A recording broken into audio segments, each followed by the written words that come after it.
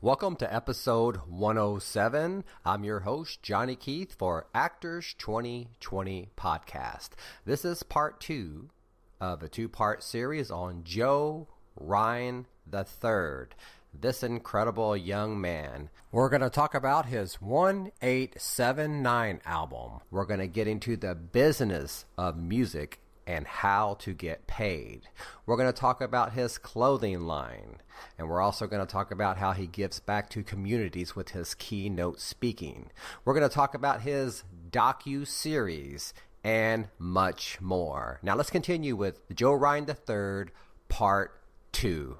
I hate to do this to you, Joe, but what is your favorite song from your 1879 album? Wow, that's a hard one, man. It's kind of like asking me to pick which one is my kids I love the most, man. I mean, it's so hard to choose because they all mean something in a certain way. But one of my, if I had to choose a record to talk about, I would say, man, it's a tie between Woman and All I Want Is You. Because on one hand, Woman is the epitome of what I think this era is in, the lyrical content of begging the question, woman, why are you afraid? Why do you degrade yourself? Because you just want to feel a little better. You know, it just speaks to the confidence of what I think women need on the job force in relationships, so many different areas of life. And, you know, of course, I'm about women empowerment, so that kind of helps just make that special to me. And then All I Want Is You,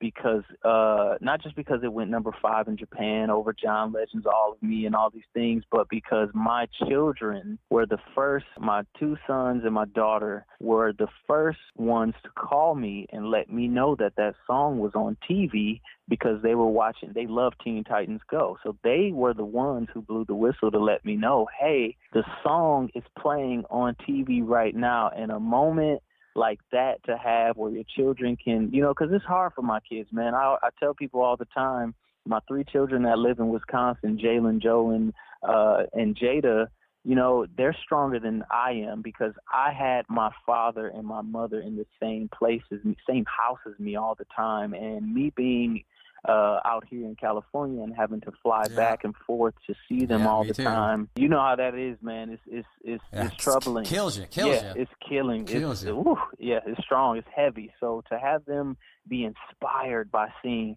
hey, my dad's not just out there just playing around and talking this inspirational talk. He's actually doing it, and I'm seeing it watching my favorite cartoon show. And, you know, I grabbed this also from Terry Crews, the notion that I can't tell my kids you can be whatever you want to be, and then I'm not being what I want to be, because then I'm not truly a real example for them of what it means to be whatever you want to be. So that was that moment of solidification that, you know, my kids can now have a real model of what it looks like to be who and what you want to be. Now tell us about that amazing song, Fall For You, that you co-wrote for Dancing with the Stars. So Dancing with the Stars, Fall For You, that was a record by Leela James. Yep, that was Leela James's record, but I'm a songwriter on that record, co-produced with Rex Rideout. He had this piano idea from what his son was playing one day. Comes to the studio, starts to play it. We go into this giant studio, and he's playing a real piano, and I'm on the other side, you know, helping produce and helping getting the right takes, and then we all, you know, wrote the record together. And I think that record's at about 35 million on YouTube right now. But that record, man, is what actually got me a publishing deal with the president at the time of BMG. He heard the song as it played on Dancing with the Stars and realized I was the only writer on the song that didn't have a publishing situation because I handle all my stuff on my own. Right. And, I got to go in and do a pub deal for a couple songs with him. Just watched as my gift made room for me just as being a songwriter. So to see my music on TV, man, and hear things that I've been involved with be on major platforms like this is just a testament of, you know, God's grace and mercy and how dope of situations you can get into if you really just have a backup plan and never back down. Yeah, I like that. So if I'm a musicians listening to right now, can you kind of take them through the process of, so you've already created your song, now what do you do to protect it? Do you copyright it? And then how do you get it from, once it's finished, how do you get it out there so you can actually start getting paid? Yeah. Oh, yeah. Great question. And I love that you asked that, because so many times right now, since technology has changed and everyone kind of has access to some type of studio, whether it be cheaper equipment, the home-based studio, everyone's excited about making music, but they have to remember that if you want to get into the music business, it's the music business. It's not the music.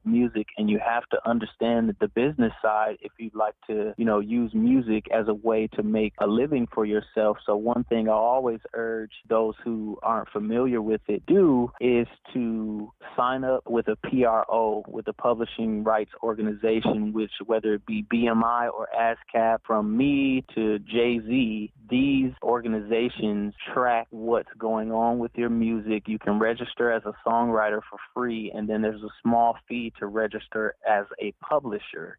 So then you become a publishing company once you fill out the paperwork and pay your fee, because every song is broken down into 100%, but it's basically 200% because you get paid as a writer and as a publisher. So once you finish that song, you need to then go into your PRO and submit it to your catalog so that it's registered, and break down the percents. If in my case, I write everything myself and produce it myself, so I get 100% of both sides. If you're writing with a partner or a bunch of writers, then you break down the percents and find out which PRO they're with, and then register their names with the song. That way, it'll start to track what your songs are doing, and wherever they are, be it YouTube or iTunes, Spotify, Pandora, all these different places, they're able to give you a royalty based on whatever that rate is, and you can get your music on Spotify, Apple Music, all these different platforms. I use personally TuneCore. TuneCore is a great company that helps you get your music on all these different platforms. So it's very important to not just be in love with making music, but also to understand how to monetize the music. Right. So I'm looking at all your credits on the Internet Movie Database. So if anyone just goes,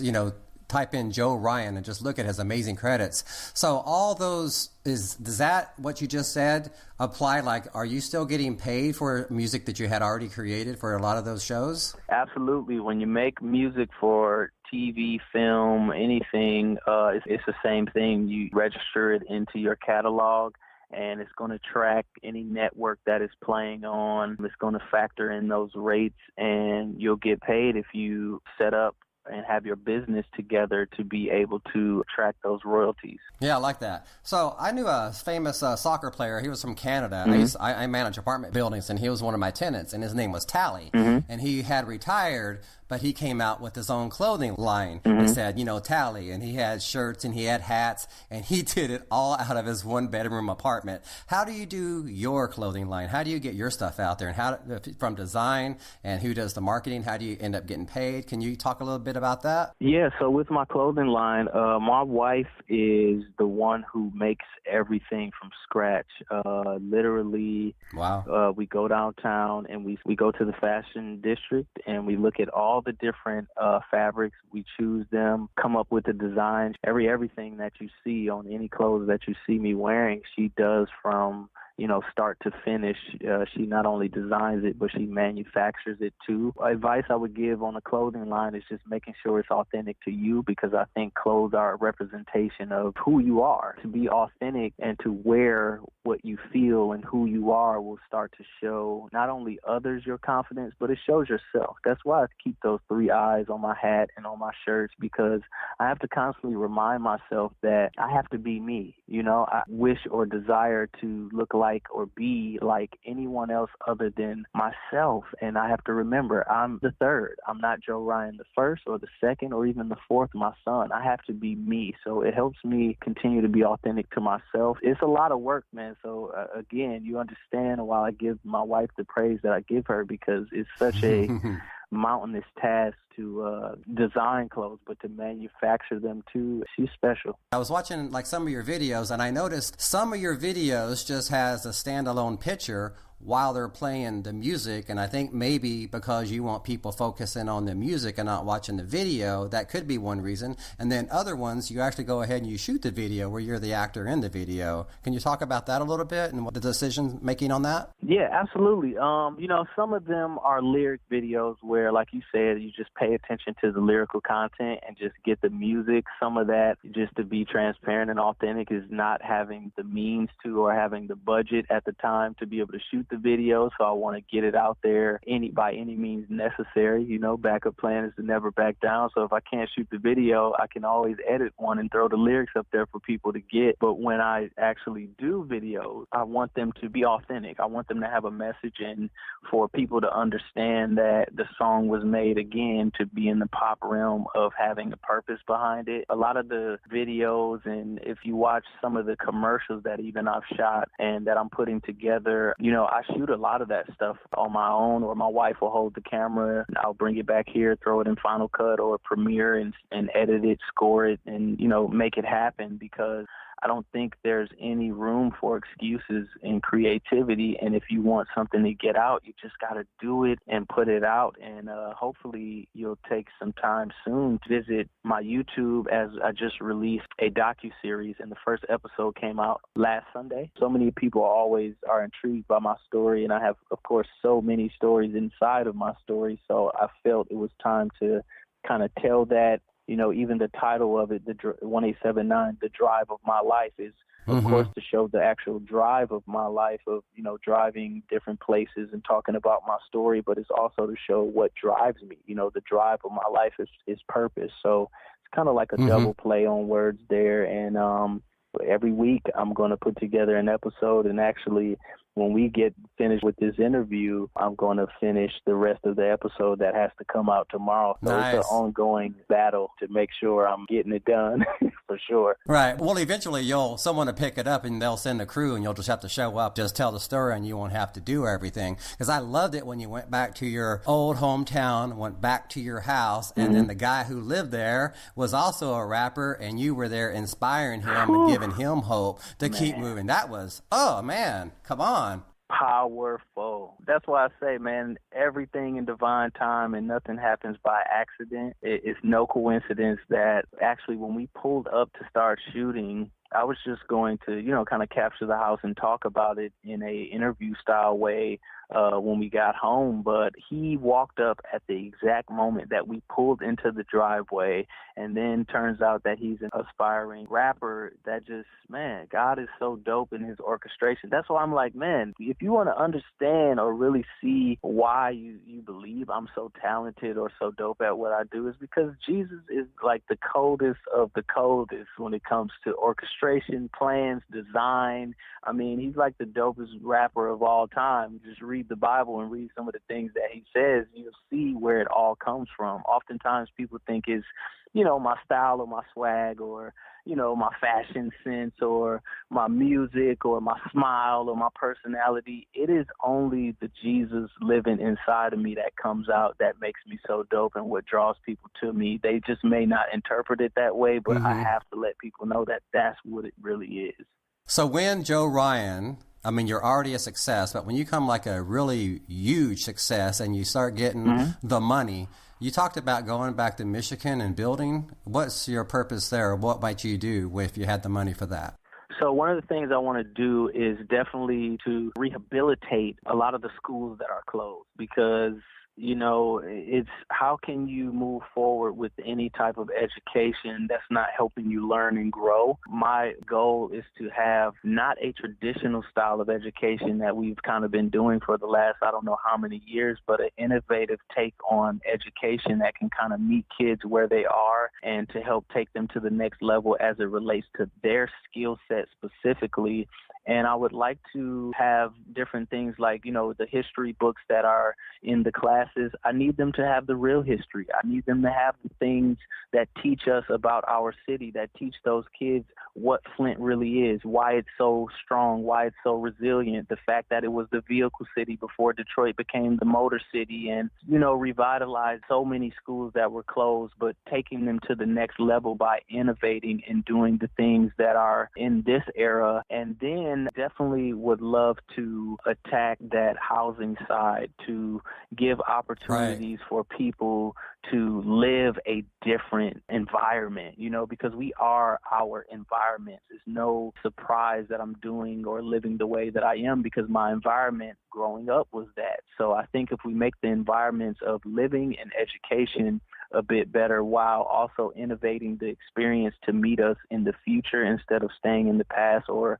focusing so much on the present where we are now, then we can do that. And I would love to put millions of dollars in my city, and not just I would love to, but I will, because it will happen no matter what. It will. That's just a brief outline of what I like to do in the city. I love that Elon Musk is showing his support to the city of Flint. Talked to my mom yesterday about maybe reaching out to him and finding a way to maybe partner, and maybe we do, 10 cities, 20 cities, and drive to each city in a Tesla, and all the proceeds of each performance and each concert could go back to the city, and at the same time it promotes Tesla, and it also promotes my city, and also gives them funds and resources that they need to revitalize that city. That's awesome. So that's what you do when you get that money, and you say you in that recording studio and you go, oh, Elvis Presley here, and and this guy here, 5 years, 10 years from now, they're going to say Joe Ryan the Third was writing that.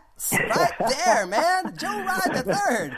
Because I don't understand why you're not a household name right now, but I do understand, because you got to keep digging and keep going. And I think you're gonna be a household name. I mean, you got the foundation. It's not trash you're putting out there. You're putting out like awesome stuff. But what I wanted to get around to is your keynote speaking and how you go back to the schools and you get up on stage and tell me a little bit about that. And I want to know, how do you feel afterwards? Man, that's some of the dopest, most impactful work that I do, not just for other people, but for me too. Because again, environment. I always watched my dad go up and preach, as a kid, and see him on a stage just really projecting all these messages to help people uplift themselves. This feels like kind of like progression of that. And I get to, have the attention of people in a direct way. I try to, for the keynotes, man, I really try to have a one-on-one conversation. Like I'm conversing as if I was talking to one person directly, but the bonus is that there's always more than one person in the room.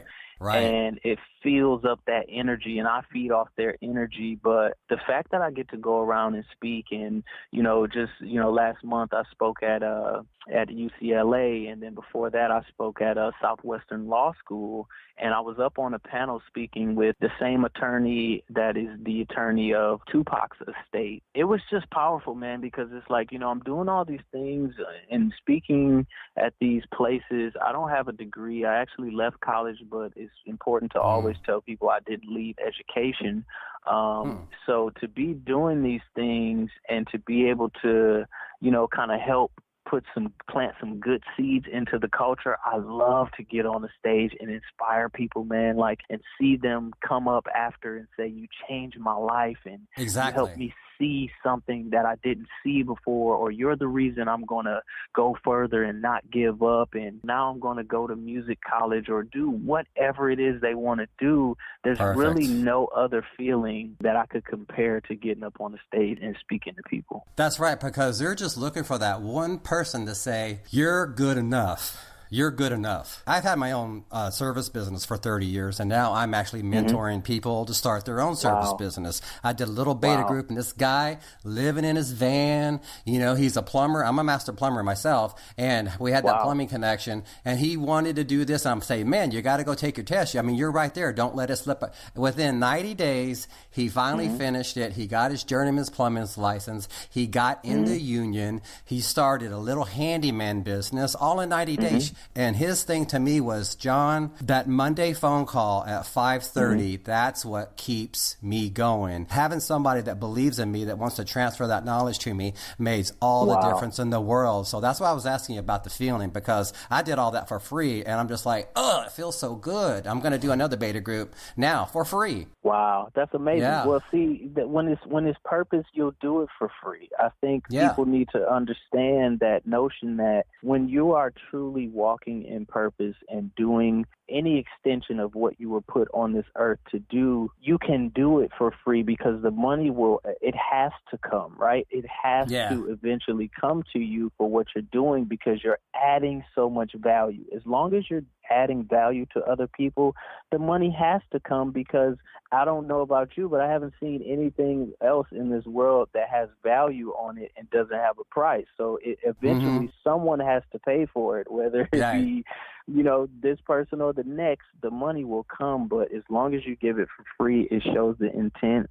And, as the Bible says, you reap what you sow. So you're sowing seeds of value into other people right now with what you're doing, and you're going to reap the benefits of that whenever God chooses to unlock that door for it to come crashing down on you in ways that you never imagined. Awesome. So to save me 8 hours of editing, I'm going to have to do a 2-part series on you. There's no way I'm getting this in 20 minutes, 25 minutes. So there's going to be part 1 and part 2. So I want to give this opportunity. Is there anything else that you want to say out there, or how people can contact you, or what's your closing message? Wow. First, I just would love to thank you for having me on your show and allowing me the opportunity to share my story and to share my purpose with others that I haven't met before or would not have heard me without you. So I just wanted to thank you for opening this door of opportunity for me.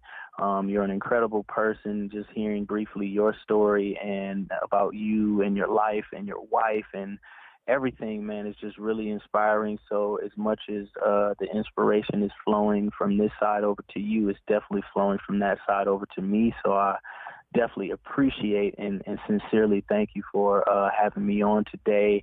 And I want to leave people with the 3 ways that I live my life briefly. Is just 100% faith, 0% doubt. My backup plan is to never back down, and no matter what it is, to be about purpose over perfection. And I also would just love to tell others, if you are sitting listening to this amazing podcast right now and you don't know about God, you don't know about Christ, or you've had a bad experience with those who are supposed to represent Christ, and you feel like you want to get closer and feel like you have strayed away, you can do that right now. You don't have to wait to go to church and see a pastor or a reverend or sit with a priest or go in a room and confess your sins to another human, imperfect person. All you need to do is confess with your mouth that you believe that he is able to change you, that he died for you, and that he can take you to a place that was better than where you were a minute ago or 5 minutes ago or yesterday. Forgiveness is there for you. You don't have to stay in that condemned space. You should, if you feel any type of conviction right now in your chest or in your heart, I would love for you to reach out to me on any platform. My @ is Joe, JoeRyanii. I will pray with you. We can pray a prayer. You are forgiven, and you can give your life to Christ at any moment, any particular moment. And for those who don't believe or think it's all fake or don't understand it, it's okay. It's really okay, because we all were at a point where we didn't know. But one of the worst things in the world is to not know that you don't know. So if you're under the sound of my voice, Jesus Christ is real. He's the reason that any of these opportunities or celebrities or all this stuff that you love to hear about, he's the reason for it all, and he can make it happen for you too, because there's actually enough to go around. He has more than enough. So I'll end there, and yeah, man, that's all I got for this day. That's all we need. That's all we need. You definitely talk to me. Your words definitely got in my heart, and I'm looking forward to my church tomorrow with my wife. Thank you so much, Joe, for being my guest. I really appreciate it. I think it was powerful, and you touched me personally even before I spoke with you. So thank you very much. Absolutely, man. No problem. I'm looking forward to getting this cast so I can share it with the world, and they can hear all about what you're doing and continue to tune in beyond just this. Awesome. Thank you so much. All right. Talk to you soon, man. God bless you. So thank you so much. Thank you so much. You made my day. Oh, no problem, man. Likewise, you did the same for me. So thanks, man. Keep in touch and definitely keep me updated with everything. I'll be paying attention and tuning in and listening to your show now too. So we're connected now, man. All right, thank you, buddy. All right, talk to you soon. Bye-bye. This was my favorite interview personally because it touched me emotionally and it touched me in my heart. If you want to find more about Joe, just go to JoeRyanIII.com. That's JoeRyan3rd.com. There you will find links to his Internet Movie Database page where you'll find all of his credits from The Voice to Dancing with the Stars. There's a link to his YouTube channel where you can get involved and watch his Docu-series. You'll also be able to hear his music, his POP album that stands for Purpose Over Perfection, as well as his album 1879. That was the amount of miles that he drove from the Midwest to Hollywood. And remember, his backup plan is to never back down. Next up on episode 108 is my good friend, Louisa Abernathy. I've known her for over 30 years. She's a working actress. She helps feed the homeless. She's never driven a car. She's taken the bus to get around in Hollywood. She's been a working actress for over 30 years. She has the biggest heart than anyone I've ever known. Every year for 30 years, I have always received a birthday card in the mail from her. This is one amazing person. She's worked with every star in Hollywood. She's a prime example if you're an actor and actress wanting to come to Hollywood that you can make it in this town without even driving. So if you would love to be a guest on Actors 2020 Podcast, send me an email to actors2020podcast@gmail.com. Thank you so much for listening. I appreciate you. Well, I hope you enjoyed this episode of Actors 2020 Podcast. I'm Johnny Keatth, your host, where we promote one actor at a time. If you're an actor and you would love to be promoted, just contact us at actors2020podcast@gmail.com. Now we're going to end this episode like we end every episode with something called The Lesson. Because life is a bitch. Gee, really? Why don't you tell me something I don't already know? Cause everywhere I go, people tell me what to do. Hey, go to church, go to school, you treat me like a fool. Now, I don't need religion, culture, or class. You don't like that fact? Well, you can kiss my ass. Yeah, I'm white and I rap. You got a problem with that? Loosen up. And don't be so uptight, take it easy, E. We got the whole night, yes, I'm psyched. I'm ready to get the show on the road. I don't want to stop, cause I just might explode. I'll tell you what, home slice, I'm twice as nice than any bad boy rapper called Vanilla Ice. My lesson, yeah, it's hip.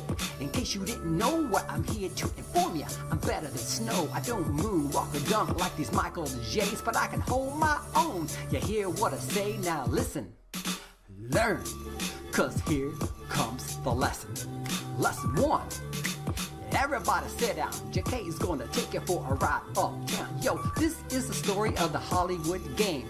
Choose your path careful, you're the only one to blame. Now when it comes to pot, crack, tweak, or blow, stick to the rules and just say no. Because you're young, you're eager, you want in the movies. Don't think you'll get there by giving up the booty. Cause they'll use you, abuse you, throw you out like trash. And then you'll discover that you're out of cash. Now your heart, your soul is somewhere on the shelf. And you're walking through the streets now talking to yourself. The lesson.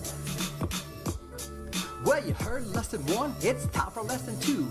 You have a choice and the choice is up to you. I came to Hollywood to be a rich and famous star, but for now I'm waiting tables and I'm tending someone's bar. Pictures, classes, agents, where the hell does it all end? Every time I turn around, I'm starting over again. I finally got a break with a 5 line and under. My life was starting to roar like lightning and thunder. The phone rings, hello? I'm cast in a pilot. My life's been out of control just like an LA riot. I walked off the set, said to hell with this, oh man. The phone's not even ringing and my life is in the can. The lesson. Yeah, final lesson here, of course it's number 3. Now remember, I'm an actor to be or not to be. When the going got tough, I climbed into the bottle. I'm back on my feet now, revving my throttle on the climb to the top. It's the same old games. Now I'm kicking ass and I'm taking some names. Clawing, scraping, screaming, that was a long, hard crawl, but it was all worth it. I'm a box off the straw. Opportunity was there when I took it with a punch. Not now, baby, but let's do lunch. There's a big piece of pie, and you should grab your portion. You can be like me, enjoying fame and fortune. Boom. That's the lesson. Go and learn it. It's the lesson. Go and learn it. It's the lesson. Peace out.